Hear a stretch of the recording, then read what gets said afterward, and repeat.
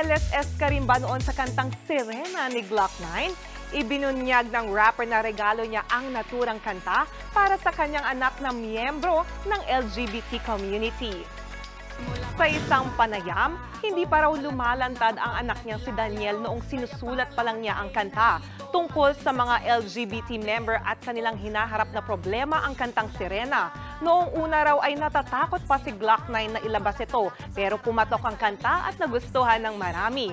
Dahil din sa kanta, nakatanggap daw ang rapper ng magagandang mensahe mula sa mga magulang na may anak na Becky. Ilang taon matapos niyang ilabas ang hit song, lumantad na raw sa kanya si Daniel. Dito niya napagtanto na para raw sa kanyang anak ang sinulat niyang Sirena.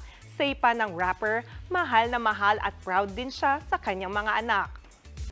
Mga kapatid, Jania Lipon po, laging maging updated sa latest sa entertainment and lifestyle para maging una sa balitaan. Bisitahin at mag-subscribe na sa social media pages ng News 5.